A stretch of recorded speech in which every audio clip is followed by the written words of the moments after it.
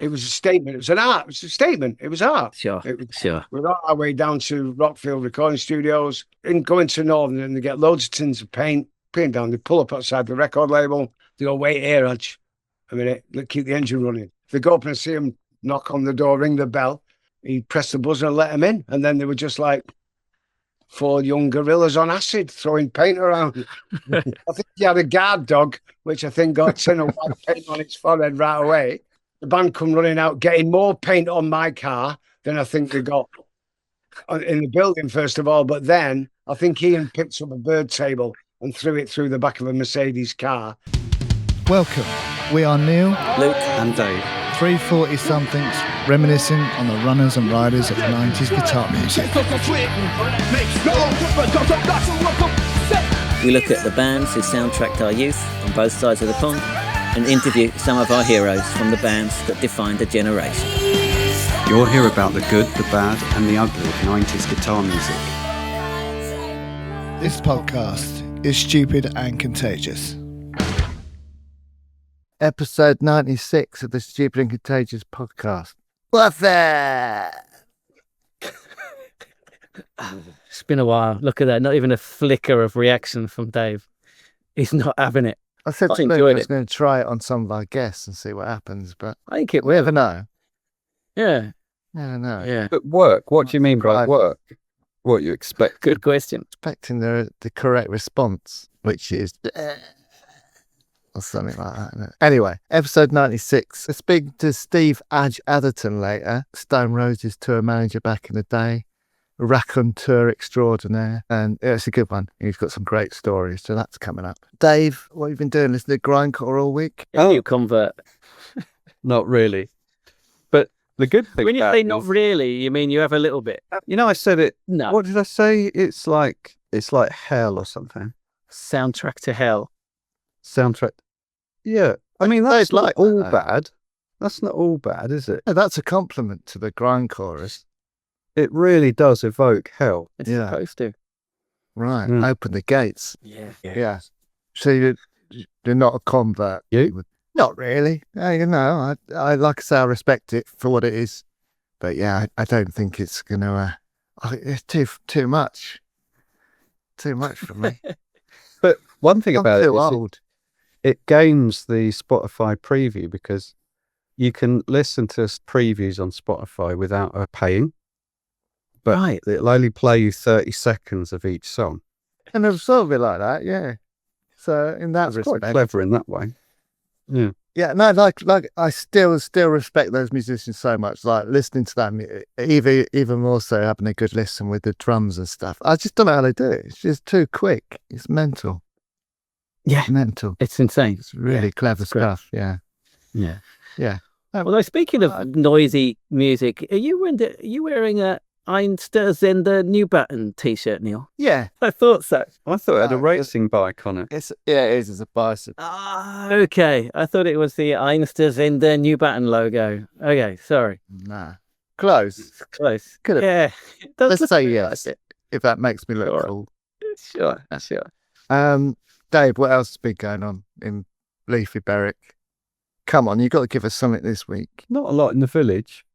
My son had his 18. But, right, did he? You didn't invite me. You're there, aren't you, twit? Well, you didn't know that, did you? So I did. Yeah. How do 18-year-olds celebrate their birthday these days? I bet they're all Well, fucking he's in the middle doing of his A trick- levels. Drink beer out of each other's arseholes. No, that's No? what people used to do back in the day. Just get pissed and fall asleep in a ditch. Nowadays they have like parties with like glitter and cakes and stuff, don't they? Right, yeah. Is that what happened? He didn't do any of that. Yeah, he had an A level on his birth. He's got more today. It's a shit one, isn't it? Yeah. And walk in the park for No. a lad But like we him. didn't go. Don't worry. We did go down the pub and he bought us around. Yeah. Yeah. First, He had to buy a round on his own birthday. What the fuck? It's not how it Didn't works. pay for He didn't. All right. He ordered his first round. right. So Yeah. he proudly walked to the bar in full knowledge that he was perfectly legal to purchase an alcoholic beverage. Yeah, good summary. Thanks. Trying to be Steve, like a bit of a raconteur. Don't, mate.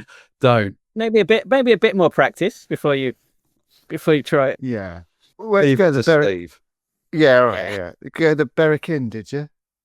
Yeah. It's nice in Of there. course. You actually have to show his ID. He didn't actually, but I think that's because he was there with a load of 50-year-olds. And a balloon that said 18 today on it. But yeah, he didn't get to show his ID. It's a big one though. It's a big milestone, isn't it? Yeah. What I'd did have you your do, 18th. Probably went down the hole in the wall, didn't we? And Probably got got slaughtered. wankered. I think we went for a curry on mine. Did we? Think Maybe. so. Sounds like the sort of thing you'd want to do. Yeah. I love that. Love curries. Ah, so you've successfully made an adult. Well done. Job done. You can leave him to go off on his own now. You're That's done. it. That's It's finished. that one done. Yeah. So, Done. Yeah. one out Good of on the you. way. Luke, what have you been up to over there? Plenty of driving practice. Did my practice test this weekend. But you have to you have to pass. Well, no, this is only for like to get like my learner's permit. But Are you allowed to go on the road yet? not yet. So I passed the practice test, and I've got the real Right. test on Saturday to get the learner's permit. If I pass Get on that, the road. then I'm allowed. Then I'm allowed in the real world. Yeah. Right. So Mate, imagine Good failing that. I'm not that confident. Like I did like the written test, and you had to get 45 out of 50 questions. Right. And in the first test, I got 43. Then the second one, I got 44. And then in the third one, so it's a different test, right? Each one was different. In the third one, I got 47. Oh, well done. But then I did it all three again, and I got 50 each time because I knew the answers. Perfect. So I'm not that confident. Yeah, we'll yeah, see. but written's different to the actual physically driving. Yeah, so we'll have to do both, even just to get the learner's permit. But I'm more worried think- about the physical side for you, mate, than the I'm mental. better than I thought I would be. Yeah, I'm not that bad somehow. But I mean, I haven't had to do anything difficult yet. So, and been record shopping quite a bit this week. I tell you what I picked up on the back of last week's podcast. I got this Hard to Swallow record. It's a compilation of a lot of their stuff, which was one of Pete's bands that Chris said was a big influence on Narcosis. So picked up that. Pretty good. There you go.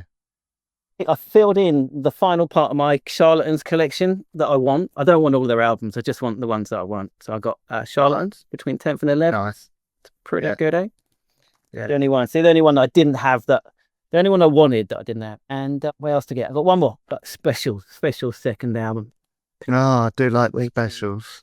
Do like a bit of the special, yeah. So yeah, man. I've been reading this book, Walls Come Tumbling Down. It's about. How do you fit all this stuff in a week? I don't understand. I read those other two on the Manosphere. Finished those, so I'm on this one. It's good, man. It's about rock against racism and Two Tone and Red Wedge and all of that. Oh yeah, I know. Kind of had like the specials in my mind, so picked it up. Yeah, it's good. It's a thick one, isn't it? So I'm probably going to be still reading it next week. It's over 500 pages. Yeah, Now it's going to be a while. that's mad. Thanks for listening to John for giving me the heads up on this book because enjoying it so far. Yeah. Oh, did we check the Wikipedia page for Narcosis, or has everyone from the podcast ignored us and not done it? They completely ignored us, Perfect. All right. but I haven't done it either. No. Well, yeah, still time. Neil, how's your week in Lanzarote been? Hot. It's been quite hot over here. Oh, it's June over there, isn't it? It is. And there. You've still got a hoodie on, Dave. Is it cold? Not very warm, no. Raining over there, isn't it? But I've been doing my usual when I'm here. I watch a lot of music documentaries in the evening. That's like my evening ritual. I watched Great. watched this documentary on heavy metal. That was quite good. What's it called? Can't remember what it's called. It's just the history of heavy metal, basically. What kind of bands were they covering? Just the whole, not like the super fast, like grindcore and all that sort of stuff. It was more sort of glam metal up to sort of Metallica, Guns N' Roses and all that. Just the mainstream sort of stuff, really. But it was interesting. It was quite good fun to watch. You know, it had all Motley Crue and all that sort of stuff on it. It was interesting. And then I watched one on. I've seen it before, but I watched one on Woodstock. It's quite a good little documentary. Did you watch Did you watch the one that Adj recommended in the upcoming interview? The one with the chorus. Oh, the I stuff. haven't seen it yet. Yeah, no. Did you watch I the? want to though. Who's the guy that did This Is England? He did a Stone Roses documentary, didn't he? Have you seen that? No. Yeah, that's good. Yeah, it's kind of when they got back together. I met a couple of the fellas off This Is England at the that Scar Festival I used to go to. The guy who was who played Milky, Oh right. he was there, and the young lad. Oh, really? Wow. Yeah, a nice That's guy. cool, man. So they are actually into their music and their subculture. That's cool. Yeah. Well, the Minty. That's not his name, I know. Milky. Not Minty. Milky. Minty. I got mixed up with Minty off EastEnders. Yeah, he did like a DJ set. So Oh, okay. yeah, it was pretty cool. And the other guy was just chat to people, so he had an easier job. Yeah, yeah, they were nice guys, both nice. Thomas Turgoose. That's his name, isn't it? Turgoose. Yeah, but I also wanted to ask you, because a couple of weeks ago I was talking about Sam Fender and you said you were going to go and have a listen. Yes. Yeah. Yeah, I did. And? Yeah, it's not. It's all right. It was all right. There were a couple of tracks that did sound a bit Bruce Springsteen-y. Yeah. But most of them just sounded the fucking same. I wasn't into it. I tried. I knew you wouldn't be into it, but I thought you might be able to hear the Springsteen sort of connection. In like two or three tracks maybe, but no. Don't get the hype. Speaking of which, has everyone listened to the new Pulp album? Well, this is the other thing I was going to talk about. I haven't had a listen yet. I was going to ask. I haven't done yet. I haven't done it. Okay. I've listened once through. And? Like when it first started, I was like, oh, this is brilliant. Like the first third of it. And I was like, this is great. And then the kind of the second third, and I was like, oh, it's all right. And then by the end, I was just like, this is rubbish. Oh, really? So I think on average, it's a solid like 5 out of 10. It's not bad. There's some good lines in it. What's the lines? The lines like, without love, sex is just jacking off inside someone, which is it's a good line. True. Yeah. So I enjoyed that. And there are a couple of tracks that were really good. They were great. Oh, right. So a lukewarm response from Luke. Indeed. There were a couple of tracks that were great. I did. But not enough. Not enough to sustain a full album for me. But I'll give it another go. Maybe it'll grow on me. Like, like when This Is Hardcore came out. Yeah, I don't know. Like when This Is Hardcore came out, it took a while to took a few listens to get into it. So yeah, we'll see. Yeah. Give it another That's why I haven't listened to it yet, because I thought it's going to take a few listens. So it felt like a bigger job to listen to it. But it does. I think it'll take a few listens. Yeah. Yeah, but the quicker you get the first listen in, Yeah. There you go. Victoria's going to see him next week. Is she? Oh, wow. Where's that? In London? London somewhere. Great. Oh, she can report back then. Yeah, she can stand in for me and report back. Yeah, she should take your place. It's a good idea. She might put her head in the right part of the screen. All right, so let's get into this week's podcast with Steve Adj Atherton. Shall we? Oh, yeah. Yes. Right, so if you are watching this, then please do give it a thumbs up, subscribe to our channel, and get involved in the comments. And if you're listening, then please do rate and review. Share it with your friends. Do that, because that's the best way for people to find the podcast. And if you're watching any of our little sort of clips on Facebook and that sort of thing, if you can share those on your pages, then again, that's the best way for people to find our podcast. People of a similar demographic. I'm sure they'd appreciate it. You can sponsor the podcast. I forgot to say this the last couple of weeks, but you can sponsor our podcast. Send us an email at stupidandcontagiousPodcast@gmail.com. If you're a band, want to promote something, if you're a record label, t-shirt seller, anything like that, send us an email. Or if you just want to shout someone out, and then we'll get you on the podcast. If you're a band, Luke will do you a bit of a review. That's the way it works, isn't it? Help us to help you. To help us. To help you. To me. We've got an app. You can download the Stupid app onto your telephones, and then you can seamlessly go from the podcast episode to the mixtape, which Luke lovingly puts together every week for your ears. All right, so Steve Adj Atherton. What are we going to do? Are you going to give him a bit of an intro, Luke? Or Yeah, a little bit. Yeah. Go on then. You can tell he is because he's got his glasses on. Oh yeah, Exactly. right. Yeah, On my that note. means business. It's serious. Although, I don't have that much on him. But yeah, Steve Adj Atherton goes by Adj, as you'll see. His name's Adj is on the screen. Sometimes referred to as the fifth Stone Rose. That's right. Yeah, I saw that. Yeah. Is it Oh. Stone Rose or Stone Rose? Fifth Stone Rose, right? I guess he Stone Rose. right. If you're in the Stone Roses, you're a Stone Rose, right? Yeah. Yeah. Yeah. Is that right? Because I thought that Sure. as well. Yeah. Fifth Stone Roses doesn't sound right, does it? No, you'd have to say member of the Stone Roses, and it gets too long. Dave was going to. What are you going to say, Dave? You're the Just gonna authority. say, on get this. on with it. Born 12th of May, 1956. As he says at the start, he just turned 68 years old in Gorton in Manchester. So he left school when he was 15 to become a plumber's apprentice. Became a plumber. Worked for 12 years as a plumber. Long Right. time in it. Oh. It is a Yeah. long time, yeah. Yeah. Before any sniff of the roses. Yeah, yeah. Well, Mm. then he got a job working at a studio, like rehearsal studio called Spirit Studios, which, as he talks about, basically the Stone Roses rehearsed there. Other bands to rehearse there: James, Happy Mondays, Man. Membranes. We had John Robb on a little while ago. Yeah. And they Oh, yeah. rehearsed Yeah. there. Yeah. And yeah, so he met Stone Roses from rehearsing there, like 83-ish, basically. Although apparently he already knew Ian Brown because he had, the way he talks about it briefly, he'd kind of helped him out of a bit of trouble at some event at Manchester Poly, apparently. So he knew Ian Brown already. They basically started driving them around, became their road manager, and they've put on these like warehouse parties, which he talks about in the interview. So I won't go into them too much.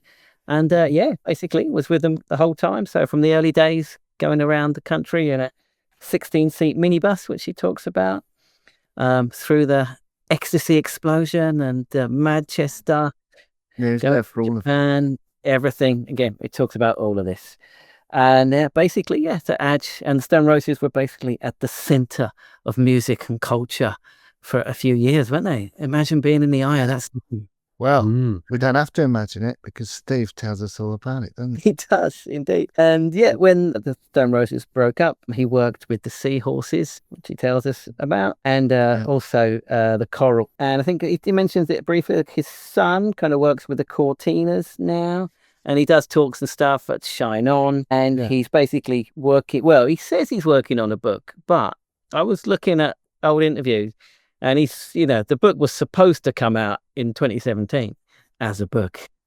So he's been talking about it for a while and it never happened. So it looks like he's finally found a way to make it happen. Yeah, well, hear about it. As we talk about, I think that sort of the medium of podcasts or audio books is the way he needs to go because I think it has to be him telling the story, right? That's part of his charm. Yeah.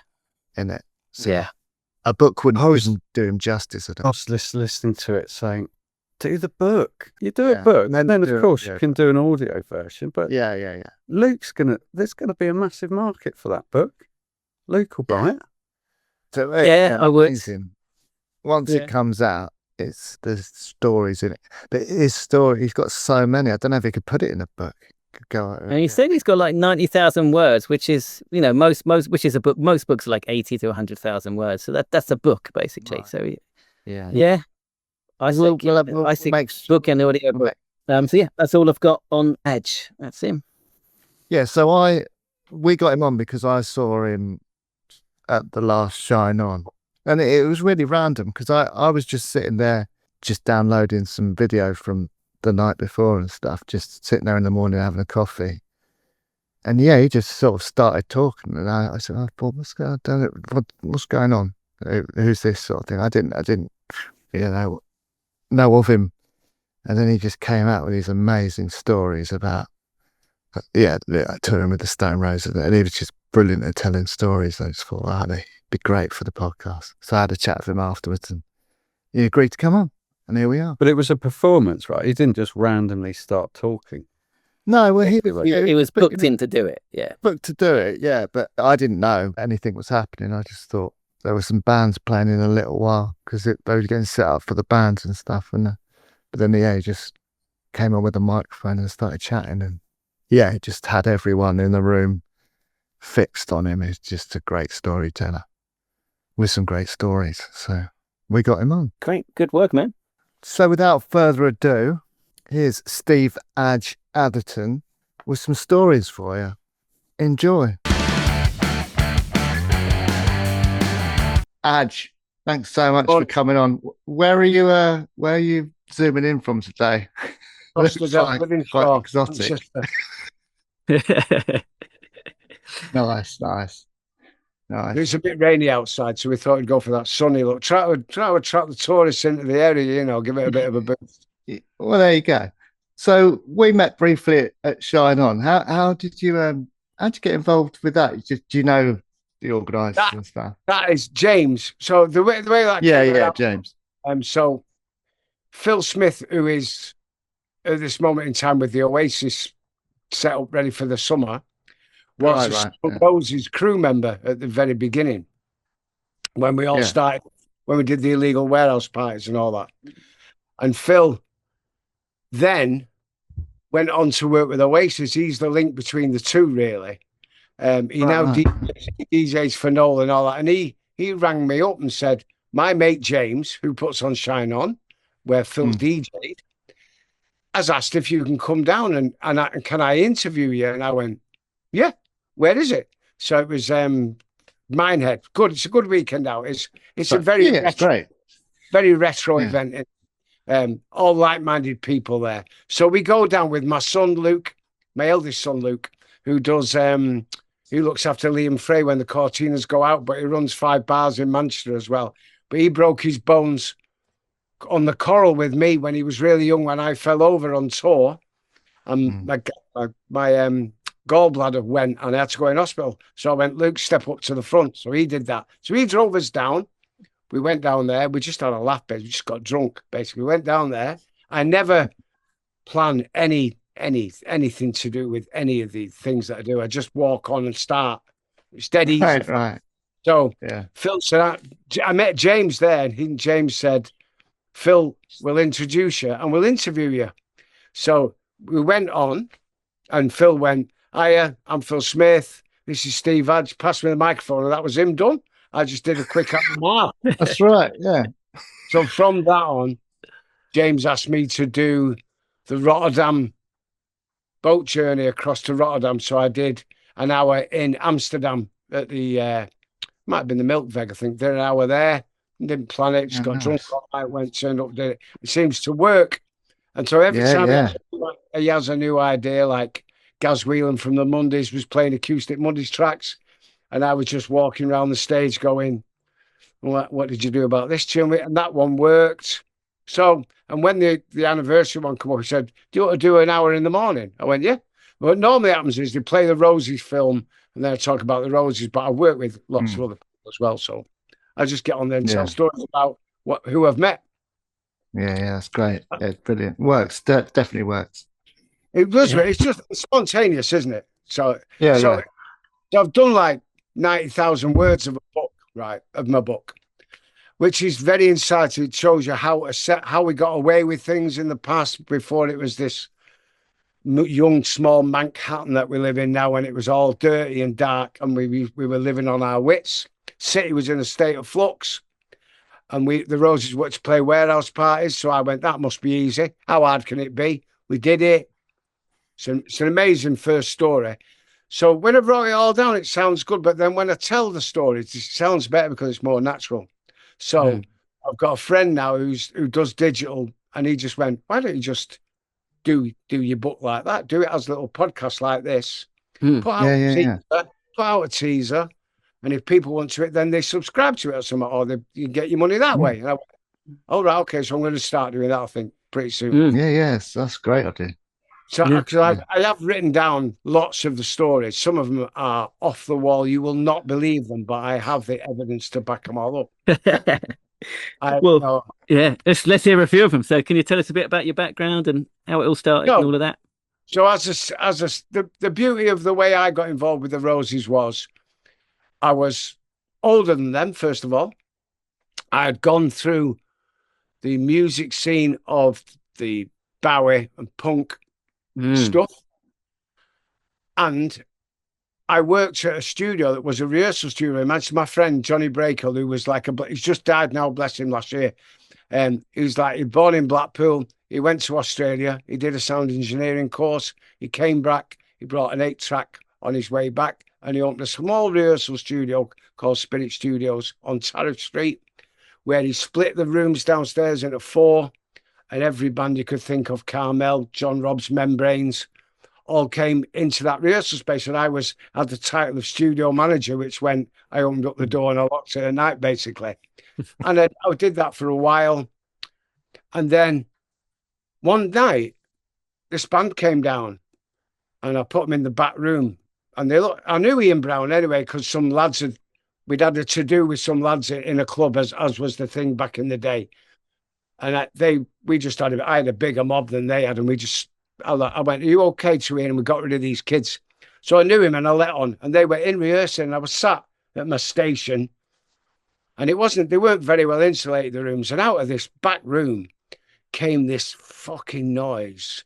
So fast, so passionate, so loud, but so fucking good. I knew what to get involved in it. So when they started coming in rehearsing, I started putting better amps in the room for them, or better PA system, set them up. And then eventually they needed management. And the only other manager I knew was from a band called Wild Honey. We used to rehearse down there. The drummer from them, Chris Joyce, then went on to be the drummer in Simply Red. The rest of the band went the different ways, but he was the only manager I knew, and that was Ginger, who used to work at the Hacienda Factory Records. So put them two together, and then the band said, we want to make our gigs an event, something a bit more different. And I'd been down to London and been to this big rehearsal studio down there that was filled with vanilla smoke and was just like an atmospheric night, bands on. But it was like 2:30 in the morning. So I just said, why don't you play a warehouse party instead? So the man went, yeah, we're up for that. So I thought, how hard is it? So they've got this thing. Now it's called Spatial, but back in the day it was British Rail archways. You could rent them. So I just went to the bloke.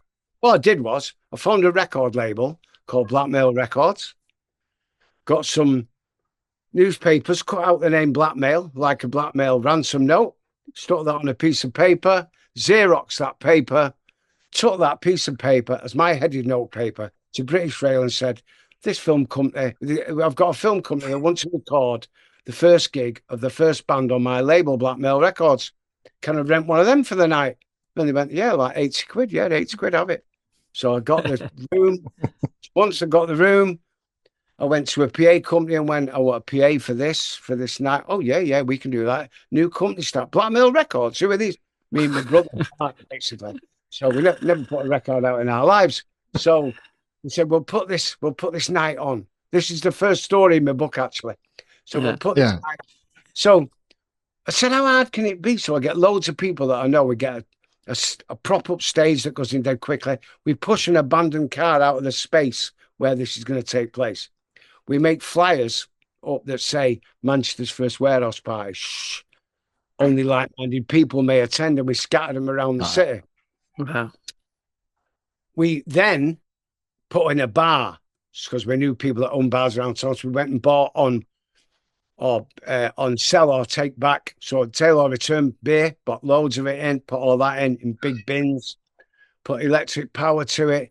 But then just as we started getting towards the day, I started getting a bit twitchy bum time about, what if there's a fire and some fucker dies or something like that? So what I did was we got on the phone and sorted out some public liability insurance.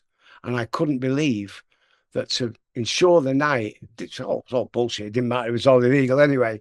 Powered up partially from a lamppost outside, earth to a lamppost outside. So right. we get the gaff, and I just said, we've got insurance now. Everything's fine. So I've got all this paper. I've got the official rental agreement with the Arch. I've got the PA company. But at the back end, I've got £1 million worth of public liability on the insurance that cost me 70 quid, right? So then I thought, right, everyone that's coming in here are going to pay. So as they paid the £2.50 to come into the gig, it was called the Flower Show. And all I did to advertise it was put it in the Manchester Evening News in the gardening section. And all the flyers on Friday, see where the flower show is. And it showed the exact junction, what time it would be on. And only indie people should attend. Oh, God, my assistant's just brought me some water in. Welcome, Amanda. Oh, there you go. So we get it all set up and ready to go. We've got the beer in place and everything. Then I thought, what I do is they're paying in, but they're going to be on film. We were filming it as well because it was official film of the first Blackmail record release. So of course, I got little tiny raffle tickets and I wrote on the back film extra. And then to the front, I sellotaped a penny. So everybody that came in got a penny when they came in. So in my eyes, my speed-addled mind said, "One that comes in is a paid film extra. Everything's covered." Right. So we go with it. So we set it up. So just before we start in the night, the band have come in and sound checked. Got DJs have come in. It's all in 2 tiny rooms in what is beneath now what is Freight Island in Manchester, which is the biggest rave in Manchester now, like 10,000. It's downstairs from there. Should have a blue plaque on the wall, to be truthful with you. Shit. So we go to start the night, and my partner at the time, Michelle, said to me, "We've got no change for the bar." So we shot off in the car, me and her, to go and get some change for the bar. And on the way back, I went, no one will probably turn up and that'll be the end of it anyway. We'll just get it done. The band can go on at 2 o'clock in the morning. That means that the football hooligans have gone that way. Clubbers are out. They finish at 2. Police will be dealing with 2. Band go on at 2 until 5 in the morning. That's the plan. So we're opening at midnight to let people filter in slowly from everywhere. We're driving back along past Piccadilly train station. It's a fucking queue of people marching at midnight, about 250. And I went, fucking hell, it's on this. We better get on this now. So, we go in, everyone's getting the penny as they come in through the door. They're all paid extras. They're all going, wow, this is really cool, actually. DJ's playing stuff, nice, easygoing stuff. Until the band coming on at about 10 to 2. They went on about 10 to 2, I think. I was looking forward to watching the gig. But my brother comes in and goes, "Our kid, the old biller outside, mob-handed. They want to know who's in charge now." So I went, "Oh, okay." Get all my bullshit bits of paper in my hand. Pushed my eyeballs back into my sockets. Hey, march outside. And as I walk outside, it goes from the madness of the club night to the stillness of a very quiet Manchester in those days at 2 a.m. Smell of diesel from the train station. Trains rumble out. There's a stash of long sight diamonds on the floor where someone smashed a car window and nicked a radio. So we call them long sight diamonds, just bits of glass, yeah? But then at the end of the road, there is a queue of about 15 police vehicles. At the front is this car with who's obviously the gaffer in it. Long sight nick up. So I walk up with my bullshit paper and knock on the window. The bloke who's obviously doesn't want to be here, he's been dealing with hooligans, he's been dealing with clubbers, winds down the window and he just goes, "Hello, hello, hello." No, he doesn't. He goes, "What the fucking hell are you doing here?" He goes, "Get in there, get that rabble, fuck off home." And I just went, "Excuse me?" He said, "That noise, stop now. It's 2 a.m. in the morning. Get home, everybody home now." He wants to be back at Longside Nick having a cup of tea. I went, "Excuse me, sir, this is an official Blackmail Records. Get the paper out." He goes, looks at it, gets on the blower. He goes, it's an official video shoot. It's a record company. Why haven't they told us about it? I'm sorry, this is our first one. He goes, so then I go, this is the agreement with British Rail for us to rent the arts for this evening. This is the band's performance that will be performing the first record, blah, blah, blah. He's like, having a puff on his fag. And he goes, flick the last one up, and he goes, well, you're going to have to stop it. And I go, then I pull out my trump card and I pull over the insurance and I go, should you stop this filming being done tonight, I will sue the police for those notes there, £1 million. Not yet cost to put it on. And he went, Sarge, it's like an official thing. They've got, if we stop it, it'll cost them like £1 million. And I hear the copper go, okay, pack up, tell them to keep the noise down when they can, leave 2 people to in the car to patrol around the outside to make sure nobody else bothers them and tell them to Right. good night. And shut off and left me. Went back in, band in full flight, fucking great night out. 5 a.m. we finish and wind down. We go outside, we push the old car back into the space, cleared all the bar out. Just as we're getting in the van, police car pulls up, 2 coppers in it. But the younger, these. And they wound the window down. And I went, hello. They went, hiya. I said, you okay? They went, yeah. They went, just want to know. I went, what? He said, when's it going to be on Top of the Pops? I just went, well, pretty soon, hopefully. It depends if the band sells well. Got 2 bottles of wine and slid them through the window and said, have a good day. Around the corner, looked to my brother and went, that was a lot of grief, that. There was a lot of trouble going on. Was it worth it? And I went, fucking dead right it was. Let's do another. So then we did. There you go. Wow. Yeah, after that. So that's how it That's started. amazing.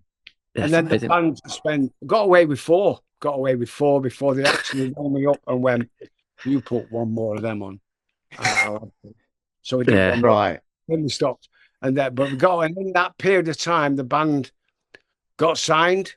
And it all moved forward, and they needed a tour manager, and I stepped into that mantle and did everything from the paint throwing to. I wanted to ask about that. So were you there at when they I was threw the paint there over the revolver? Yeah. Tell us about that.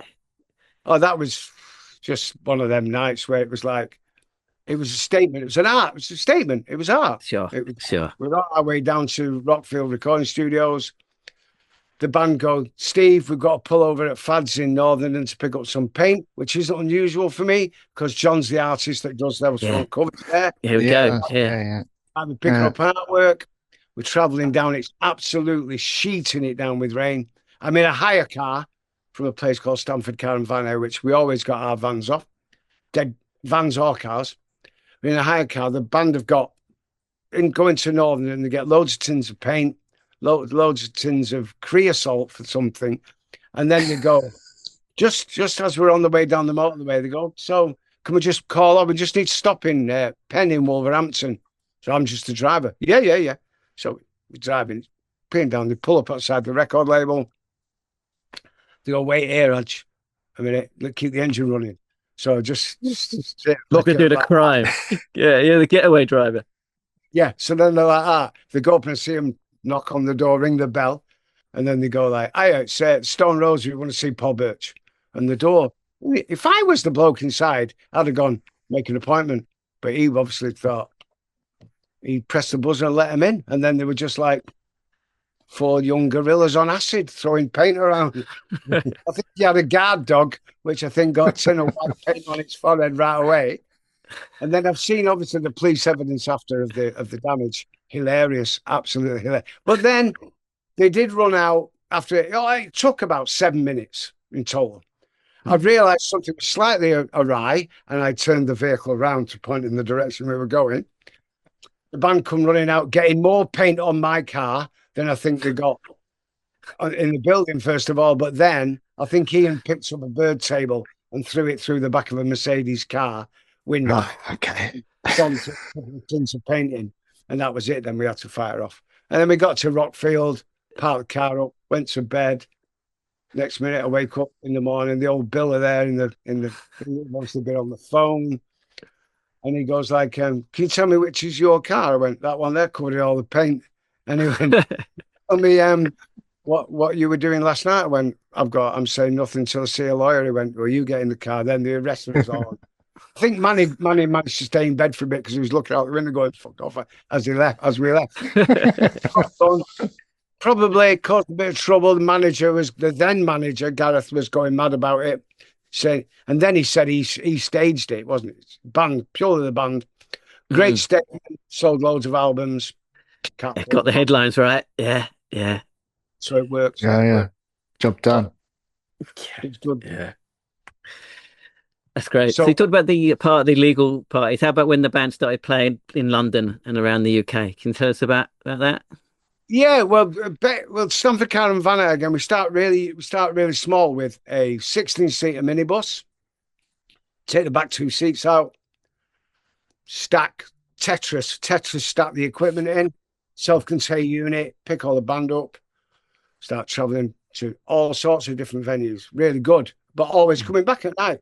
Always coming back at night. You know, not staying in B&Bs. No money for things like that. Then, just a great laugh. Just a loads of weed, loads of just before the pill explosion. Really, just a great. It was his own. It was his own sort of microcosm that period of time. Mondays had the gang. It was building, and it was getting bigger and bigger and bigger. Yeah. Buzz to be, but you're in the eye of a storm, really, and you're doing whatever you've got to do. You know, you've got videos to shoot, but it's just no sleep till Brooklyn. You get up at 8 o'clock in the morning and you go through till 6 o'clock the next morning. You know, it's just a continual whirlwind. But at that, I was 30 then, maybe. I'd Luke, my eldest one. I've got 3 kids now, and they're all 30 now. You know, they're all 68 last month in May last month, and it's like it's come like full circle. It's gone right round now. I've got to that stage where I've lived all that. I had a mad stuff wrong with my legs and all that. Got new artery put in that's from hip to ankle. Lost my bowel. I'm doing like a funeral. I'm having a bit burnt every year, so that when it gets to not to use as much gas. So we've got away with a lot, really, and had a good laugh, really. Yeah. Now, It's worth it. Yeah, well, didn't change a second. I was a plumber. There you go. And I did music for 30 years, and now I'll have a go up to the next 30 years of just walking in the hills, chilling. Yeah.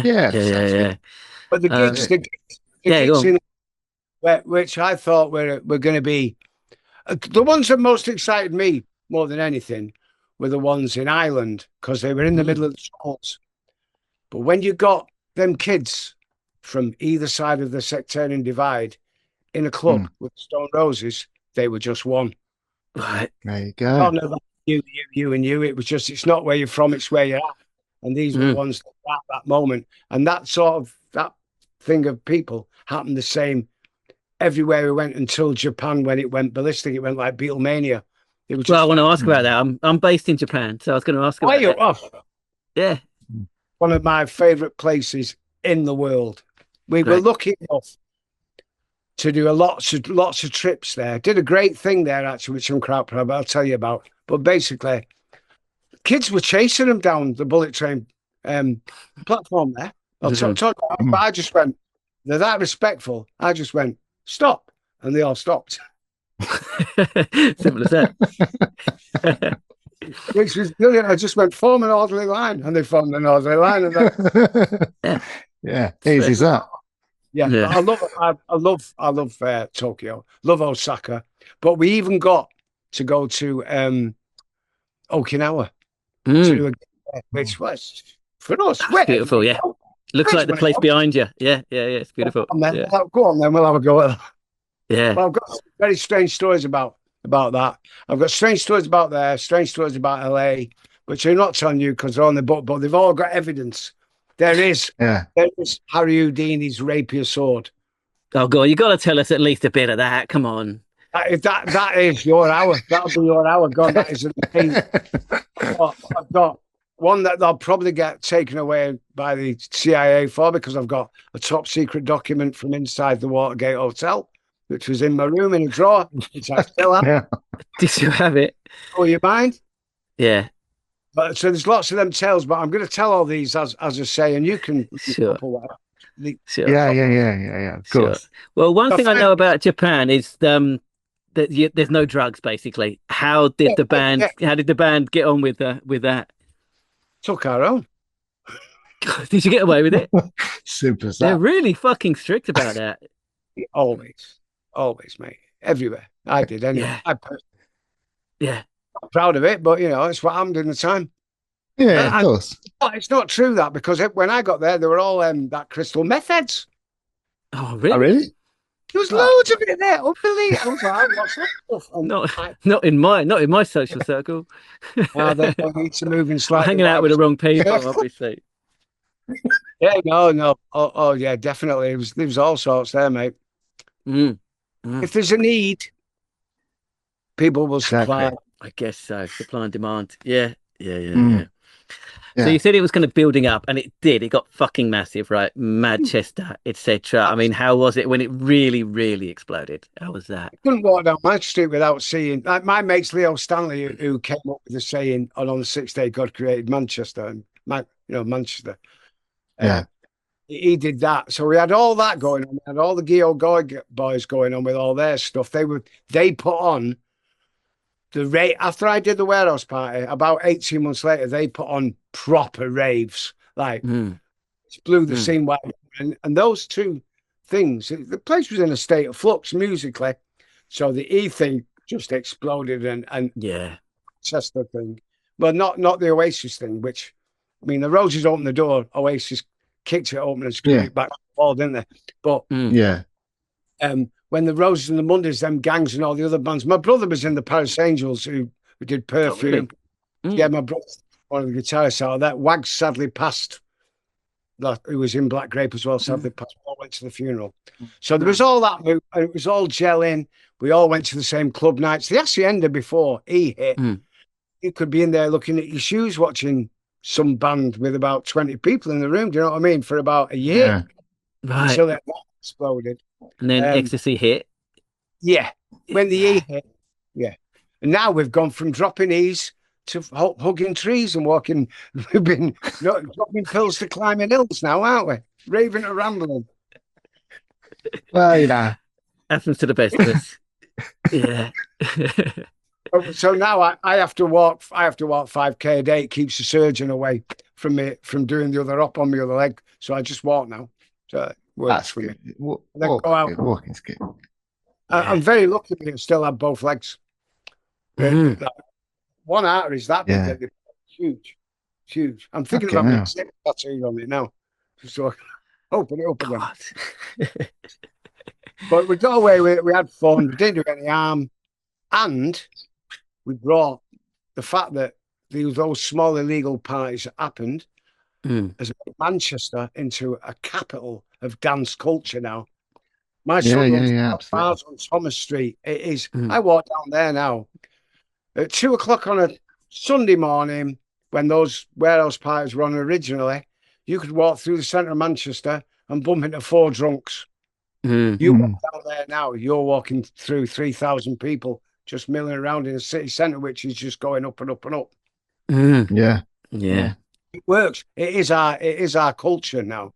And little bit that we paid, little bit part that we played in it, it's massive, really. It made it. If they'd have sussed it out early doors, they'd have made more money out of it than they did. You know what I mean? The actual area. But now, Tony Wilson had it, opened the factory, bands on whatever they are worked, and it made everybody. Eventually, when it became that centre, when the gangs moved in, when it was just that big happy gaff. You never fucking been to any place like that in your life. Better than Ibiza, better than it. Fucking amazing. The Hacienda on a Saturday night, fucking off the wall. My Pickering tunes are off the wall. And we carried that culture everywhere we went around the world. Then we had a party. Yeah. That's it. Right. Yeah. So, let me ask you a question. So, what other people have you had on here that are probably speak far more fluently than I do? Well, we've had a few from Manchester, haven't we? We had Kermit from Black Grape on. It was great. As we're talking about the Mondays, were you hanging out with the Mondays much? No, don't hang out. We went to when they played at Manumission in Ibiza. Rose's crew were already there having a break from touring. We had 10 days there. If it had been a fortnight, it'd have been dead. It was so good that. Go on, tell us a couple of stories about that. That must have been pretty messy. We weren't out with the Mondays. We were out on our own as a but it was like I'd got myself me plus 21 guest list everywhere on the island. Right. So I just turned up and just walked in with gangs of us until the last night when they said no, it's the closing night of I think it was Amnesia, the closing night of Amnesia. And they said no, it's just you can come in tonight, not all your friends. So a lot of my mates are outside. I just went in and looked around the courtyard and saw like a palm tree there coming down up from the outside. I went outside and then I went, just quietly go up the palm tree up the other side, drop down in the courtyard. No one will notice. Unfortunately, one of my mates he must have been just kicking in as he got to the top of the tree. And one of his favourite tunes come on, and I can just remember seeing this figure running across a terracotta roof, breaking tiles as he went, then leaping behind a bar and starting dancing. Unfortunately, he wasn't in the club. He was in the bar where the owner's daughter was being married. And that Right. I saw him being bounced out the door, and this security coming over to me going, your friend. I went, what? He went, I catch him. I know hit him. I kill him. No, he's gonna. Fucking hell, you don't want to mess with those. Funny week. And I think I ran Yeah. at one point and took a camera off an enemy reporter who had a picture of me sprawled out on a podium. So I just chased him and took his film off him. Basically, so he did get saved, but not himself. Yeah. Yeah. No. How did you get on with the press, with the enemy and all of that? I loved all. They were just like same lads. Because at that period of time, I think everybody involved. Kevin Cummins, a City fan. I'm a City fan. He did that great painting of where the band are up, where John had painted them all. And it was, Yeah. So he did. So all those people that were into it, but also the journalists weren't at the early stage, like anything, build them up, knock them down, build them up, knock them down. Yeah. Build up stage. So everyone that came out with the band's press agent Terry all down at Hall of Nothing in London, they would get people, and they were all like-minded people that were coming to the gigs. They weren't there to do anything. They were just there to enjoy it, basically. So my job was just to, a bit like I'm doing with you now, just smoltz them, get them in and just get them on my side before you do anything. And do we used to do little things like I did it with the choral as well. Like what record companies do to you is when you're off on tour, obviously you're getting a bit of tour support to pay for the trip around, and hopefully that will generate sales in the album. But so they give you some money first of all. So you have to play the game really and do the press as you go along. So part of my job was to look at the press, what we had to do. Like the choral, for instance, is a belter where they'll like to sleep in the morning on the tour bus, but the record company will have you doing interviews from 11 a.m. Not happening. I know it's not happening. They must know it's not happening. Journalists, I've got all the phone numbers there. So what I'd do is I'd walk along the bunks in the morning with a cup of tea, a bit like, Rouse, time to get up now. We've got to do interviews in 20 minutes, and you'd get fuck off, like, well, and then you go, and you get a cup of tea, and you put a cup of tea next to the bun and go, what we could do is I could arrange for the photographs to be taken at soundcheck later on, which is about 4 p.m, not 9 a.m. like we are now. And then you could split up into groups of two and knock off the interviews like that. And you can start off with a, And then when you put a buttered crumpet on top of the cup of tea on a plate. Right, bribery. Sounds like boss that, mate. Let's do that, mate. So then just on, I've got to tell each journalist that they're getting a special moment to take photographs at rehearsals, because the choral don't mind that. They'll just bang on all the time anyway. They'll let them do that. Gets the work out of the way. So then you've got the day for fun, which makes touring fun, which makes the gigs better. Otherwise, it's just a job. And they're in this game not to be in a job. Do you know what I mean? Yeah. I got in that game not to be in a job, although I worked from fucking 8 a.m. till 6 a.m. the following morning. Yeah. It's fun. It's enjoyment. And you meet people, So that's what life was like, really, on the road. Yeah. Well, we have to ask about Spike Island. I mean, what do you remember about it? And how did you pull off such a gig like that, man? So, when the band's manager became Gareth, the one that they had the court case with and all that, he ran 2 clubs in Manchester, International 1 and 2, which put gigs on, and all of the Stone Roses crew crewed those gigs. They were local crew for whichever touring band came. So we pulled all the boxes off every day. They also ran the bars at International 2 as well. So when it came to doing Spike Island, when the band came up with the idea, Gareth came up with the band for the idea of Spike Island. It was like partially in Ireland. It was more like there was a couple of canals to cross on little tiny barges, but it was a Yeah. They could fence it off. They could sell tickets for it. But what I didn't agree with was if anyone that was coming up with beer, if you got a Glastonbury now, you can take 48 cans of beer with you on a trolley. Yeah, that's right. Yeah, we're talking about that. They stopped all that at the gate. Right. That's not good, is it? I didn't like. And then they had a market too. And also there's a few things for me. I didn't like Gareth. I never liked him. I didn't like. He wasn't. Why not? Why not? I just didn't get on with him. I just didn't get on with him at all. It wasn't. And I knew what I was doing better than he did. To be truthful with you. Yeah. I'd let him say what he's doing, then I'd just go and ask the band what they want to do, and then do what the band do. It's all about the four on the stage. Don't matter about anything else. It's all about them four. If they want to do something, you do what they do. It doesn't matter what you always go and work for someone else. If they want you to do that, you do that. Because without that, there ain't no. So that's where So he took me down to a meeting at Spike Island where there was a woman who said, this is not happening. She lived very close to the end. She said, I'm not going to deal with all the filth of people coming here with the beer cans, taking drugs, pissing on my garden, all that. And Gareth's like, this woman's a real problem. And he's confrontational with her. But it's happening and all that sort of thing. But she's trying to get an injunction. So I just went, as we walked over, I went, hi, how you doing? Nice to meet you. I'm Steve, blah, blah, blah. I work with the band. Yeah. Well, they won't be playing here. I won't be doing with the noise. And I just went, well, you won't be here, will you? She went, what do you mean? I live here. I went, yeah, but you won't be here. You and, who was it, your husband? Yeah, and two kids. Yeah, you'll be in Tenerife, for you that week. Right. And she went, what do you mean? I went, well, we're going to send you away so you don't have to put with all that. Done. Job done. Done before I got there. Clever, man. That's really good. So remove the trouble. Yeah.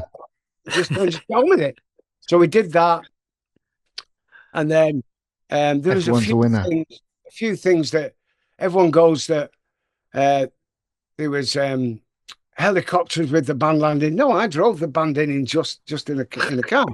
And just as we got out and the band were walking over on the little tiny bridges over the canal to get to the backstage area, the band all went like that. Give me 40 tickets each that they hadn't given away to anybody, and went, go and give them to the locals.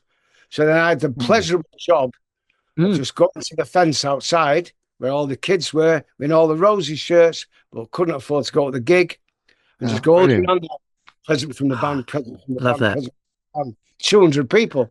Wow. That people never forget that, will they? No, So exactly. That's Love that. did the same in Japan. Japan, touristic in the guest list.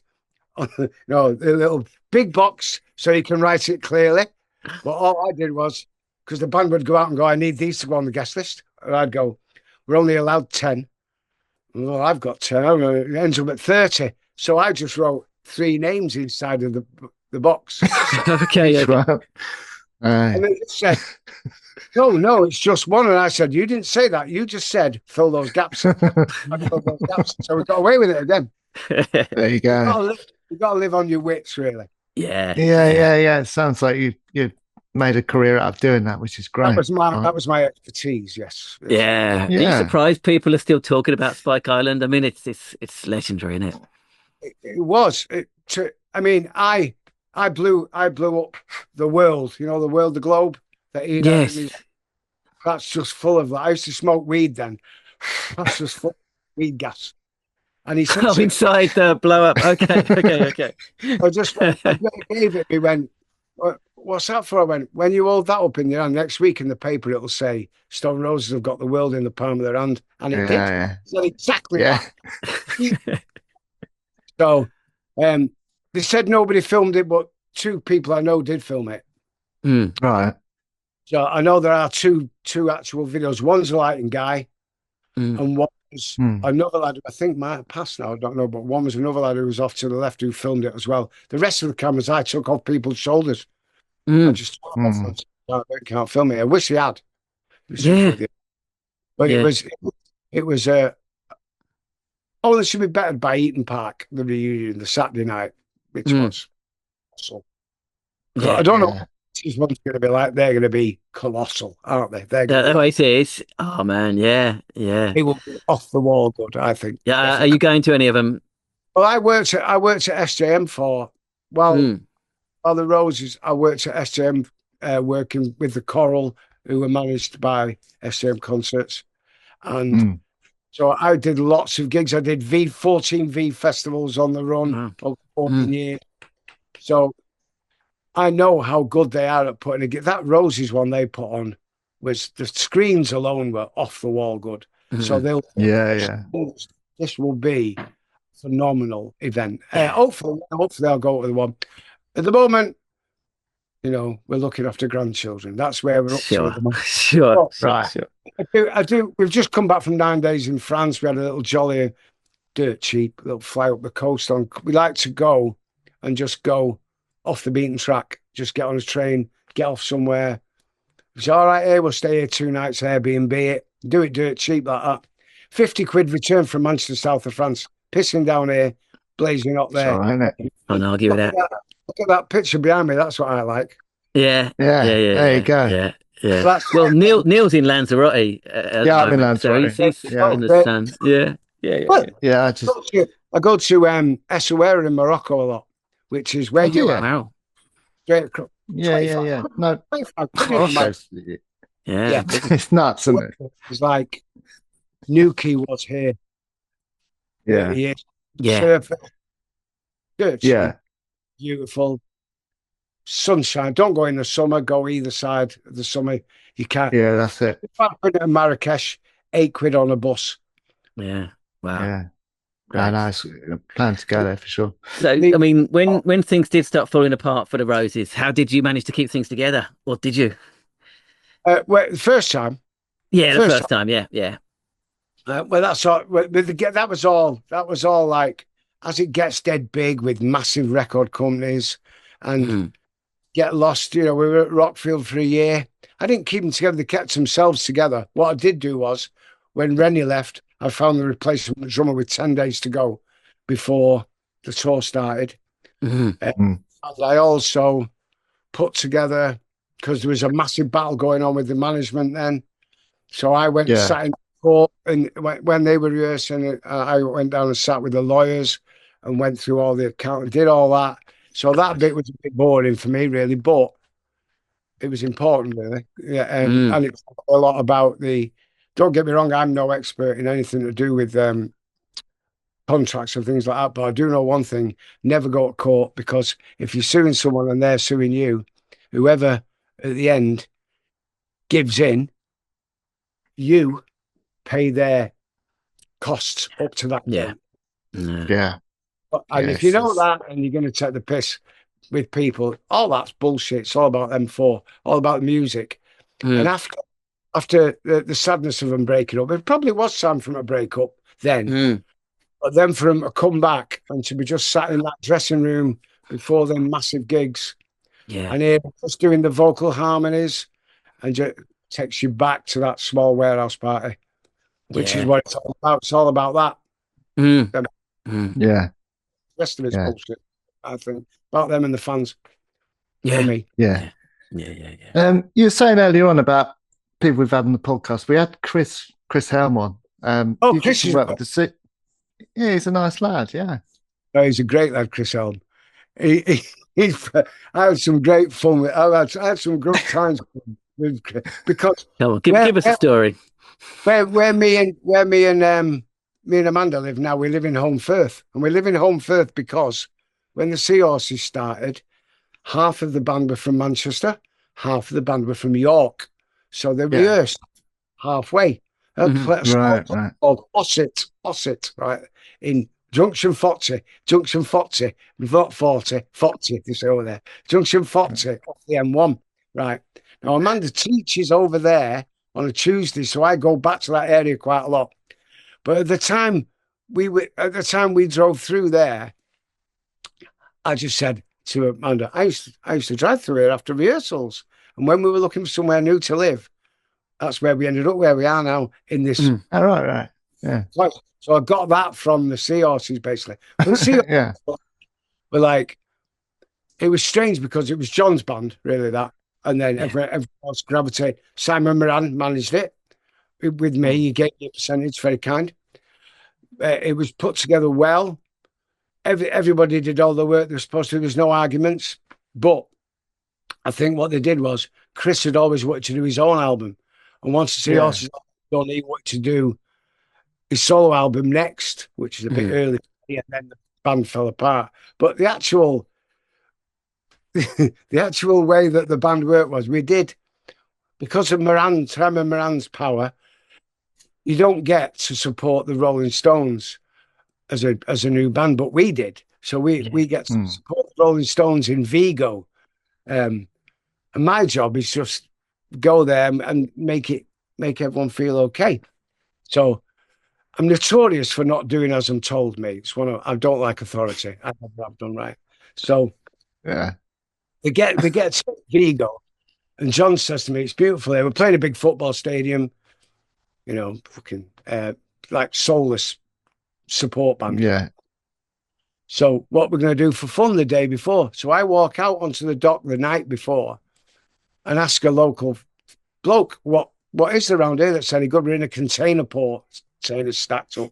He went, 6 o'clock in the morning from here, there's a boat goes out to an island, a local island, where there's nothing, no contamination. There are fish in the water. No, just the locals go. There's nothing there, no bar, nothing. Just the sand and the sea. I go back in. John, we've got Nigel Coxon there, who's also the publisher, right? Who signed the publishing deal for Chris to get his money as part of the album. He had wrote 4 songs, something like that. Do you want to go to an island tomorrow morning? Should we go to an island? So I go and tell the rest of the band. Bands are notorious at liking to lie in bed until it's kicking out time. I get up at 5 a.m. every morning now, even though I'm retired, and go and walk 3K before I have my breakfast. So John went, I'm having that. I'm having the island, yeah. Nigel Coxon, I'm having the island. Stuart Fletcher, the bass player, I'm having the island. So, right, okay, 6 a.m. sharp, the dock. Right outside, there's the hotel, there's the dock. All there, 6 a.m. The boat leaves at 6 a.m. Cool. 5:45, I'm on the end of the dock. John Squires is with me. Nigel Coxon's with me. I went, where's Stuart? I said, I'm not going back there to get him. And John said, no, we said 6 o'clock. We get on the boat. It's 5:59. There's no boop. It's just a local boat. The unlash, they cast off, as they say. The boat's in their harbour, slip from their chains, and off we go. As I see the dark-eyed, pissed-up figure of the bass player legging it along the platform. Shouting, wait for me. We all just stood and waved. So that's gone. We go to this island. We get off. There's huge fish in the water. Immediately you look down. There's palm trees over to the left-hand side. Us three. All the locals go that way. We go off on our own this way. But been there about 20 minutes. I've just finished writing this story now, actually. It's called Sticks and Stones because of the Rolling Stones, right? So, Right. So we've been there a bit bored now, here. And I like to make up games, right? So I have a wander off into the pine trees, find these 2 quite straight sticks, put them under my arm, and these giant pine cones, literally about that big, opened up pine cones. So I get 2. And I walk back, and John and Nigel Cox are looking at me like that. And I stick one stick in the ground, and then I pace out what is the cricket wicket, basically. And Right. Yeah. hit the other stick at the other end. And they're both out looking at each other and looking at me. And then by pure chance, I stand at one of the sticks, put the pine cone in the curve of my hand, and launch it towards the stick at the other end of the wicket. But what I didn't expect was, as the wind passed through the fins of the cone, it went, made a noise, landed just at the foot of the stick. Quite a good shot. Yeah. So then I took, the rule is though, you change hands. So I put the other cone, the other 2 are watching me. I throw it, goes, this one hits the stick and drops to the floor. As it hits the stick, I raise my hand and shout, stick! because that's what you do when you hit. I'm just making Right. The rule. Well, Yes, the right, rule. yeah. We all know the rules. Yeah. So we all know. So John and Nigel are like that, both up into the woods, come back with their cones, and the game begins. We start. Right. Fire hits the stick once, and then with his second one, hits the stick again, and they fall down like a pair of testicles at the bottom. John shouts, "Fuck!" Right. Forever known as the scoring mechanism of stick. At this point, there's a crowd of young children from the people stood watching, even get a ripple of applause every now and again. The game. So when we were away, me and my missus were away in France the other day, I walked past a toy shop and in the window, a toy shop with stacks of sticks with numbers on and another stick that you throw. And I shouted at her, she knows nothing about that game. It's the game you invented. Games evolved. So we do all that and we get back to the gig and we have to get down to business, yeah? This is where the Stones bit comes in. We might have time. Got time for this? Yeah. So we arrive at the venue, we go in, we're greeted by the artist liaison, which I've been on many. I've looked after everyone from the Wu-Tang Clan to Kylie, to Rihanna to in that shit job. I've done all them, and they say to me like, "Here's your dressing room. The band are in there under the terracing, sat in there." And the bloke goes to me, "Come here, you Steve." I went, "Yeah, I'm Steve." He went, "So there's all your drinks there." He said, "But if you want a pint of Guinness, if you come with me, see this door here, go through this door," and I'll go through the door with him. And there's a running track, and there's a door at the other end. He goes, "You go through that door, and there's a bar there. They sell Guinness. We haven't got it on the rider, but you can buy Guinness there. But you can only use this route until 3 p.m. 3 p.m. It's out of bounds." Okay, the day goes on. So my job's done. I think I'm getting a bit pissed now, me. Yeah. Someone says 2:45. Someone says she was getting another round of Guinness before 3. So I go, it's getting a bit close now to it's getting a bit close to 3. Be all right, won't it? All right. 3 pints of Guinness. So fucking bob off through the door, cross the running track, go through the door, get to the bar. It's a little bit of a queue. Not a big queue, a little bit of a queue. I get the 3 pints of Guinness and a packet of nuts. Put the nuts in my mouth, 3 pints, walk back to the door, look at my thingy, 1 minute past 3. That'll be all right, fuck it. Lock the door open with my ass, go through, it shuts then, I can't go back out that way. I turn around, there in full lycra is Mick Jagger running around the running track, warming up for his gig. Oh, wow. The walk from there to the door where I can get out is the longest walk I've ever done in my life. I'm just going, sorry, excuse me, sorry. Excuse me, sorry, out there. All done. I thought, that'll be it. I might get in trouble later on, I don't know. There's an interesting thing clicks in here where the power of Simon Moran, the Spice Girls, and the Rolling Stones comes into play. So just as the Rolling Stones are going on stage later on, walking past us, they come out this Voodoo Lounge and they're walking out towards the stage. Ronnie Wood shouts to, the head of security shouts to Ronnie Wood, "Ronnie, have you sorted my Spice Girls tickets out yet?" And he goes, "Don't worry about it, I'll get them fucking sorted for you." And he turns around and looks at me, this bloke, and goes, "Who are you, kid?" I went, "Oh, thank you very much for the kid." So I'm 30 odd pounds for it. He said, what's your name?" I went, "I'm named Adj." He went, "Adj, right, I want a fucking word with you in a minute." And I immediately go, "This is the Mick Jagger incident from before." Right. So I've been to see the Spice Girls on their world tour when we were in LA, right? Seen them. Didn't know that SGM were putting them gigs on across the country because we were on tour, doing our own thing. Yeah. When I hear him quite aggressively go, "I want a word with you," mine kicks into overdrive. And I rang the office. I went, "Simon, hiya. I'm with Jim. Is it Jim?" And he turned around and went, "Yeah, it's fucking Jim. Yeah, it's fucking Jim." I said, "I'm with Jim, and he's after some Spice Girls tickets for the London show." I said, he'd like to go.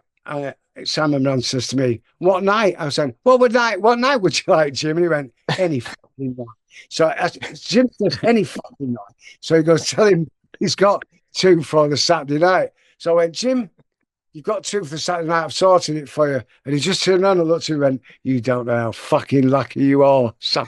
So you got yourself out of that. Have the Spice That Girls one. for keeping a straight nose. There we go. There we Yeah, go. that's it, man. That's brilliant. But That's that's a good- one of the stories that's in my book. It's called Sticks and Stones. Game of Stick, Rolling Stones. There you go. So when's brilliant. the book out? It's not a book. It's going to be like this now. So you're going to gonna make do- it into a podcast, I think basically. that'll work Yeah. better, don't you? If I do it, I like it. Yeah. I think you've got to tell that you're good at telling stories as well as I am. Yeah, being I am. there. Someone called me something one day. I thought, what's that mean? And it means a raconteur. I'm a raconteur. That's it. Raconteur, that's it. Raconteur. It's a good word. Yeah. So You've got to do it yourself. Yeah. I do it myself like this, surely. Yeah. Yeah. I think that format will work, definitely. Yeah, people would pay to download whatever they do. Yeah. You'll Sure. make a Yeah. fortune. Just put it out as on Amazon, whatever. Yeah. Yeah. Well, Totally. there you works. go. That's what I'm going to do. I've got a recording studio in Bradford, digital and sound. That a friend of mine who wants to do one of these with me, just about Manchester life. Now, Do it. And I'm going to do that. Do that for sure. Good stuff. So we do ask all our guests on this podcast, if you could have been in a band in the 90s, who would it have been? Wasn't about. Oh, were you? Oh, you're not. My secret's safe with me. Oh, really? Oh. Never happening that. I've destroyed all the copies of everything. What kind of band was it? One that you'll never see. All right. And would I be in? If you could have been Yeah. another band, any other band except for your own band, what band would you have liked to be? Someone like I was in a few bands actually early doors. That's how I went into the recording. I also set up a recording school where people learn to be sound engineers from That's cool. Spirit.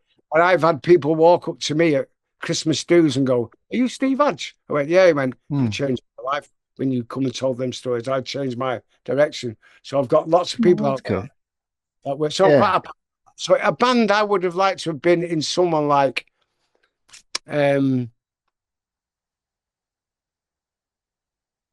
something like a if I could play anything proper, Sure.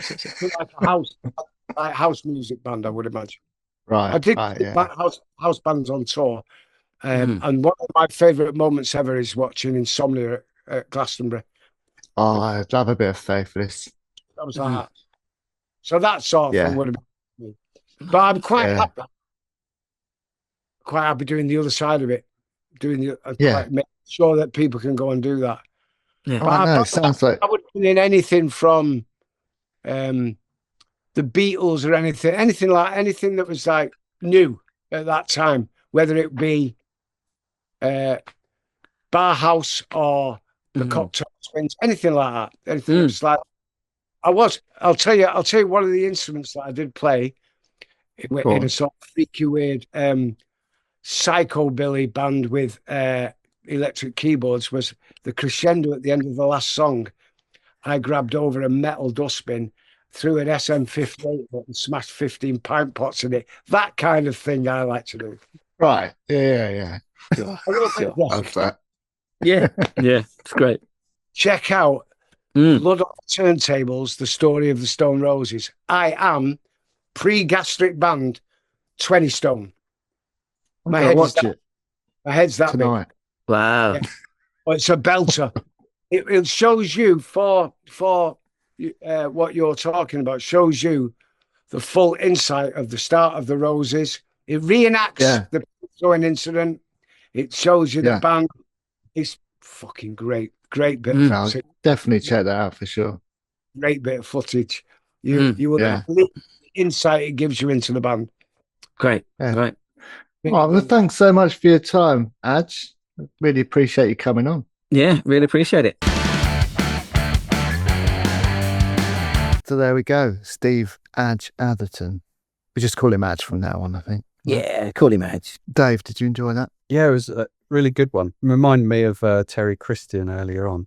You know, Another record. storytelling, but Yeah. it is a bit of a better interview, you know. Well, he did. Yeah, he did. Right. Yeah, actually, Just listen. prodding him in the right place to He get did the one stories out. so much as Terry Christian. Yeah, but yeah, both Yeah. good storytellers there, right? No, it's very enjoyable to listen to that one. Yeah, it was good. Yeah, we would have been nice to be able to do it for longer, but we can't. And he's got a book to write to tell all the stories in as well. So Yeah. we just got Spoil it finish. too much. Yeah, but what an interesting life. I mean, he was right in the thick of it, right from the very start. Well, he kind of spurred it all. Created it. His Yeah. warehouse raves and stuff. But he's just one of those. He's a doer, right? He's one of these people who just do get stuff done, doesn't he? And he's like, Yeah, he's so although- clever. yeah, that's what I Like mean. the This- thinking he's got yeah, to solve Although these- problems. It's brilliant. illegal warehouse. Yeah, that's exactly it, Dave. He's sort of, there's a lot of thought behind it as well. Like he was made it look like it was a film shoot and all that sort of thing. And it's just clever, isn't it? It's just a clever way of Clever. doing things. Yeah. Mm. Yeah. Lives on his wits, thinks on his feet. Yeah. It's great. But it's a real good skill to have. Very few people do, right? Yeah. But those warehouse gigs, the early Stone Roses ones, they must have been amazing, right? I wonder if anyone is listening that went to one, let us know what it was like or watching. Because, Yeah. I mean, they must have been incredible. Yeah. If we've got any listeners that are a little bit, just a couple of years older, I guess, right? To be able to go to that in 83, 84. Is that when they were? Was it? Yeah. They were that. That early? Oh, I didn't Yeah. realise it was that early. Yeah, the Roses have been around. They were around ages before they broke through. I didn't realise. So pre-Hacienda and all that stuff. Yeah. But yet they only had one album before the second one. Yeah, that was all sort of because of record label antics and stuff, I think, wasn't it? Mm. They had a lot of issues with stuff, I think. Well, we can talk about that later, or maybe we could talk about it now. The kind of the paint incident. Yeah, it's next on my list. He's like the getaway driver, wasn't he? It was. But you already knew about that, didn't you? It's really famous. It's a legendary kind of thing in the story of the Stone Roses. Yeah. Oh, well, I didn't know about You it. know, Dave. No. Although I just want to put the other side to it because I was reading up on it a little bit, and I read an interview with the guy who was the target, who got painted. Paul Birchie, he runs Revolver Records. So the reason they were pissed off with him is he released a single of theirs, Sally Cinnamon, without their permission, basically, and they had a video and he kind of released it. And that's why they were kind of pissed off with him. And but the way he told it, it was pretty scary. And like his wife was there, and she had like paint in her hair for weeks, and it was kind of intimidating and pretty scary. Not like this fun, crazy art thing. It was, they were just like thugs, basically. So I'm going to take their side of it. But I'm taking their side of it, though. The Roses. Yeah. Yeah, Adj's. Sure. I'm taking his description of what happened as... Sure. I just wanted to put that... Two sides to every story, isn't there? Yes, isn't that Phil Collins now? Did you do that on purpose? Huh? Was that a Phil Collins reference on purpose? What Phil Collins? Isn't that a Phil Collins? Because it wasn't a Phil Collins. It's both sides. Oh, really? Let me Google that. Really? It's both sides, isn't it? Oh, Is that when his face is in like a shadow? No, that's but seriously. Oh, it's called Both Sides. Okay, you're right. Sorry. Yeah, sorry. You're Collins. Sorry. I've spoken about this before, but Phil Collins, it's a bit... No jerking required. He can barely walk, can he? He's Yeah. not in a good way. Doesn't need to walk. True. No walking required. He can't say, hello, I must be going anymore. Right, yeah, so the That was a bit mean, wasn't it? I feel guilty about that. True enough. Don't take it out, but I just want to put on record that I feel guilty. I don't take it back. I just feel bad. Right. Yes, me too. Like I genuinely think it's a shame to see his demise, but Me too. I regret making light of it. Yeah. But me too. All right, keep it in. as well. We'll leave it in. Yeah. So that was the paint incident. It sounds like he didn't really know much about it. He was just sort of along for the ride, quite literally. yeah. But is there a link to that and the album covers? Aren't the album covers like paint spray everywhere? Yeah. So, yeah. You can see it there, right? Yeah. Paint splatter. Yeah. It's all John Squire's work, isn't it? That he does all the artwork as well. Yeah. Yeah. So them going to get a load of paint wasn't an unusual thing. That's what he was saying. So he couldn't anticipate that's what they were going to do. You had to get in your look. I live in Japan. I live in Tokyo. Look at me living in Tokyo again, didn't you? Yeah, he brings that up every time. Through it as lovely you can. I try to limit bringing it up. I try not to, but I thought he might have some good stories. That's all. We did. Been mad in Japan. I find it hard to believe that he could bring in their own drugs. That seems. I don't. They're really, really, really strict about it. So yeah, I but don't know how they did that. often if a country's strict, they don't They're catch easily many people. Right. Wouldn't That it? work?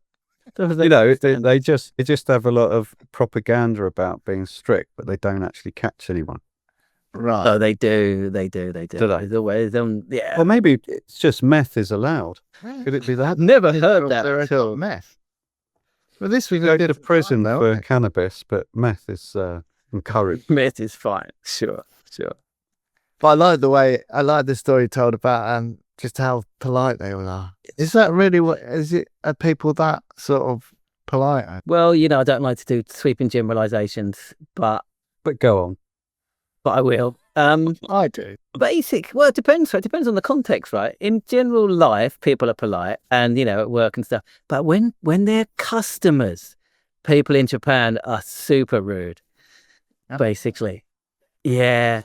No, please, no, thank you. Just barking orders at people in restaurants, Right. shouting across. It's like that in Sweden as well. Yeah, it's not impolite to them, so it's part of the culture, right? No. So it's a bit of a shock, though. Yeah, didn't it? Different culture. It's weird. Like over here in Lanzarote, where I am at the moment, queuing. It really is true about British and queuing. The Spanish just can't do it. So there's a market every Sunday, and everyone, all have to try and get on this bus, and it's always rammed. And you could be there like early doors, front of the queue. Spanish rock up, and they're just straight in front of you, and all the English make sure that the queue is adhered to. No, get to the back, sort of thing. They're in charge of the queue. Yeah. It's quite good. Without the English, there would be mayhem.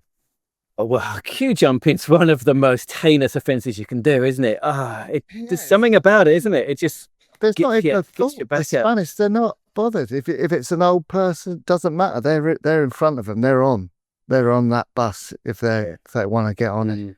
I think Japanese are at least equal to the Brits at queuing, if not better. Yeah, it's good. You've got to have orders I in. feel annoyed just hearing the story now. So it is annoying. Same. Because I got there, I was one of the first people at that bus stop, and luckily I did get on because I knew what was coming. Yeah. But luckily there were some English people there keeping the queue in order as well. But otherwise, Bus stops here, they're not built for queuing anymore. You used to have like a stick with a lollipop thing on it, and then you knew where to queue. that's right. Yeah. We got now, But now, nothing. What is it? What do you mean nothing? God, You don't know where to queue because you don't know where the bus door's going to stop. But there's still always there's always an etiquette though, isn't there? Because even if the bus stopped in front of someone else, they would let you. Yeah. They would let you on, wouldn't they? If you. Yeah, I mean, we can handle it, but, other cultures have got no hope if there's not a clear queuing system. We just self-organise. They look shocked when you say to the back. Do you know what I mean? They're like, what? They're like, no, it's a queue. But I mean, they make a virtue of it over here as well. It's seen as like a, there'll be like some like famous ramen shop or something, and the queue will be like 2 hours or something to go to it, and it's seen as a good thing. It's a good thing because it tastes better if you've queued 2 hours to get it right. Yeah. Anyway, I did digress a little bit there, I know, but I like to. Yeah, you can shut up for a minute. No, I was just going to talk about his lateral thinking, but not just that. His way of persuading people to do stuff, right? So he was on that resident who didn't like it at Spike Island. Yeah, that was brilliant. That's great. I mean, it's just brilliant. But it's a great idea because the cost to send someone to Tenerife was fuck all really compared to what they were putting on. Do you know what I mean? But it's just, like you say, lateral thinking but also knowing how people work, how people tick. Yes, that's it.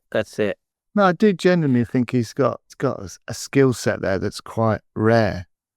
Because, he'd be able to persuade anyone to do anything. Like, you know, at the back of our houses, we got some fields, and there was Yeah. absolute uproar when the local lord wanted to build houses on it. Yeah. Like, you know, we just did everything we could to stop him. He'd But I let it think happen. if they just make some sort of gesture, Yeah. Say you could I think- extend your garden by 50 metres or something. or even 2 meters, you know, something Yeah. like that. But they don't, do Yeah. they? No. They don't do anything at all to try and get you on side. And then we're all against them. Yeah. That's, Yeah. Like you say, Not that's for a themselves, real, right? Yeah. it's a real skill to do that. I genuinely just think he's a really clever bloke, like with the way he looks at life in general, and he's a problem solver, isn't he? And that's what he does. Yeah. Yeah. Mm. I really like. You've got to be in that job, right? You've got to be. Yeah, I mean, it's got to be a really hard job. And what I also like is like his loyalty, his number one loyalty is to the band. No one Yeah, he else. said that a few times, didn't he? All Yeah. about the band, you know, and what they want, and making sure they have, because without them, there's none of this sort of thing. Yeah. And I like that. You know, he's got a real sort of, he's like the bridge between the band and everything else, Mm. which is a great person to have in your camp. It's interesting what he was saying about the house at the end of like pre-ecstasy. It was just like a boring nightclub, but that one really busted. Yeah. All about the drugs, wasn't it? Sure. Yeah. And the music that came with it, you know. Yeah, but yeah, without that drug, none of that would have happened, would it? No. You were saying, you've talked a bit about his health troubles and stuff, but he looked really well, didn't he? He did look well. You're right. Yeah, Just 68. Yeah, he did look good. Yeah.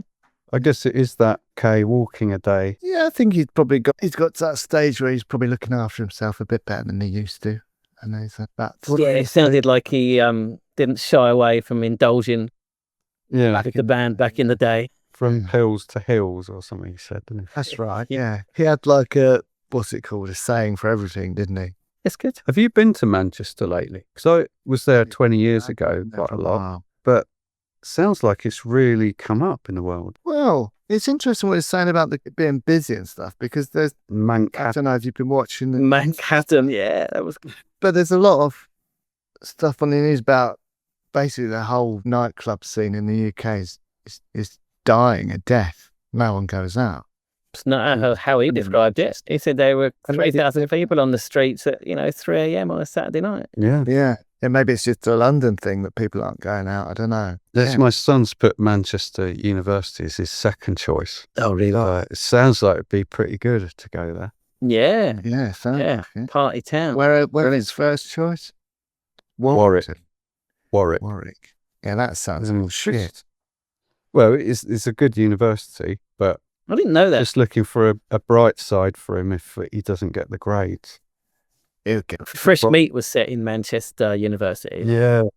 Yeah, we Was it? Yeah. together. like fresh. Oh, it's brilliant. First series is brilliant. Great. Yeah. Yeah. Yeah. What's the Scottish guy's name in it? He's the best character. Yeah, he probably is. Forgotten now. I can't remember what his name is. He's brilliant. Because you've always got that weird kid at uni, haven't you? He's a bit. Yeah. Yeah. Oh, no, it was a total, very realistic representation of student life. Good. He's really bigging up those Oasis shows, wasn't he? Sounds like he's really excited for that. I mean, I'm not overly. Because you're not going. If you had a ticket, you'd be bouncing around the walls. Well, I don't know. I never really Bad for was it. interested in getting a ticket either. I genuinely think I wouldn't like it. I don't, yeah. I'm not regretting not having a ticket. I'd like to go. I saw Liam Gallagher a couple of years ago. He was really good, but it's just the crowd he attracts was horrible. But I guess this is different. Yeah, this is different. Different. Yeah, there'd be 'Cause it's families just- and shit. It'll be like a Taylor Swift concert. I think Yeah. there'd be a lot of young people there for sure. I don't know if they will, because the tickets were so expensive. You can't like Keir Starmer will be there, won't he? He will. Free tickets. Freebie. Yeah. Yeah. He'll be down the front, mad for it. Peeled off his head. Palms are on. He will. Have his tie tied around his head. Yeah. That's as far as he goes. Although the closer he's getting, the more I'm thinking, mate, it would have been quite nice to go and watch. But Yeah. I'm not, It's going to like- be great. It's going to be amazing. Why don't you Keir ask Starmer Archie was in if like a it new wave band, wasn't he? In the 80s, he was like a new wave. Who? Oh, maybe he wasn't in a band. He was into like new romantic and new wave, wasn't he, Keir Starmer? There's a couple of pictures of him looking really cool. I don't think he was in a band actually. Well, what he's saying about those Oasis shows is the same company that put on the Stone Roses reunion. So Yeah. SJM, I think. So he said they know what they're doing and it's going to be good. So I trust him, man. I think it is. I think it'd be good. I just don't know if it'll be great. Anyway, back to this. Yeah. I didn't understand that Mick Jagger story. I didn't understand what he'd done wrong. What had he done He wrong? just wasn't allowed in the room. Yeah. Mick Jagger, It's hardly an offence that deserves being punched in the face, is it? He didn't get punched in the face. No, but he didn't get punched in the face because Sorted out the spoils and sorted out those tickets. Yeah. But it didn't quite. Yeah. He should have embellished it a bit. Like maybe, Sure. I don't know, he did something nasty to Mick Jagger. He tripped up Mick Jagger. Yeah. Spilled a pint on over the running track and he slipped over. Yeah. Yes. Yeah. Good on Mick Jagger though, eh? Not having a run. Having a run before a gig. Yeah. Got to get the cardio in, right? That's the key to those kind of concerts. Yeah. I mean, even then he would have been old, wouldn't he? But I mean, this is 30 years ago, isn't it? Yeah. So he was our age. So how was he? was he now 80? Yeah, he probably is, Yeah. right? He's about our age. Yeah, he probably was. That was, yeah, because that was sort of Free Jack time, wasn't it? Underrated, that film. No, it's not. It's not. It's correctly rated. It's got Emilio Estevez in it, hasn't it? Yeah. Is Yeah. Yeah. It's a good film. I think I saw it at cinema. We did. Didn't Love we it. go? Yeah, we did. Yeah, we did. Yeah. Ah, It's terrible. I like the way every story he tells, he really sort of spends time setting the scene, doesn't he? That's part of being a good storyteller, isn't it? Yeah. Setting the scene. Yeah. I liked his Desert Island story about the stick game. Didn't we invent a few games? I was thinking about that. Everyone does, As well. don't they? Everyone Yeah. does. It was this Can't little think. buzzing game. Dave's the sort of thing you do. Yeah, it all is. the day, isn't it? Yeah, I haven't invented any game as good as the stick game, though. No, it Sounds sounds right. good. Yeah. Yeah. And you shout cock if you get, what's it? If you've got 2 coke. Yeah. 4. I think so. Yeah. Yeah. Stick if you get 1, cock if you get 2. Yeah, it's just standard stick rule. At least you start playing it for sure. Yeah. But yeah, Dave, that's the sort of thing, if we went on holiday, you would have definitely invented a game. And I'm sure you did it. I'd like to think so, yeah. Yeah. Yeah, you would have done. And not only a storyteller, he's an established sound engineer, a bit like myself, isn't he? Cleve? Yeah. Exactly the same. Yeah. I got You are a bit of a sound engineer, aren't you? Yeah, I did a course. I got a distinction. It's not a lie. Distinctly shite. Distinctly shy. Oh yeah, I did a course, didn't I? When I got back from Portugal. Good on you, I man. know I did the sound for that band, Blunter Brothers, and all that sort of stuff. I know a little bit. I've recorded The Wedding Present, actually. I was an assistant on one of their singles. Yeah. So there. Fuck you. Sure, man. Good on you. But yeah, he just knows a lot about music, doesn't he? But we're just a genuinely really nice guy. Like in the lead up to the interview and everything else, and after when I spoke to him at Shine, he's just a really nice guy. And his wife Amanda, she was really nice. Who helped set up the interview and stuff. Just yeah. Yeah, it comes across. Just seems like authentic and no bullshit. And yeah, that's just how he is. It's not a facade. that's And he's got it figured out, hasn't he? Yeah. He's one of those people that just get life and how it works. Yeah, exactly that. I think that's why he was so successful as a tour manager, because he's got everything you need to be able to do that sort of thing. He's just brilliant. Yeah. He's the perfect person to do that. And a bit of a different guest for us to have on, so it's cool. It's great. Yeah, from grindcore to Adj. Oh, what's next week? Well, it's a wang actually next week. But Oh, it's just us next week. it's just us. Yeah, sorry. Anyway, that's it for this one. Thanks so much for tuning in. If you are watching this, then please do give it a thumbs up. Get involved in the comments. Any games you've invented? Yeah, Games any you've games you've invented. invented. If you've seen the Stone, if you went to one of those warehouse gigs, any of that stuff, any of the stuff that Steve Adj has spoken about, get involved in the comments. If you're new to the podcast, a couple of bands that we mentioned in today's interview. So Seahorses, we also mentioned Black Grape. So we've had Chris Helm, we've had Kermit on. So yeah, dig into the archives, have a listen For those. Manchester guests. We've had Terry Christian. That Terry Christian. I'm talking about Manchester. John Robb? Yeah. Did you just say? John Robb, big Manchester legend as well. Yeah. So if you're into Manchester stuff, we got plenty in there for you to listen to. As Neil mentioned earlier, I make a mixtape for every episode on Spotify. So there'll be plenty of Stone Roses in there and some other stuff that Adj talked about as well. So have a listen to that. Oh, I can't wait for this one. Dave will be listening to, he's going to carry on listening to the grind. It's mainly just Stone Roses tracks, I guess, but I'll he didn't actually mention that many other bands, but I'll have a few in there. Oasis, Seahorses, Coral. you know. No, I haven't listened to Coral for a while. They were all right for a bit, weren't they? Yeah, great. Yeah. Yeah, be a good one. Look forward to it. But that's it for this one. Join us next week for episode 97. We're getting towards that 100 mark, and then everything just stops. That's it. Done. So 97 next week. Tune in.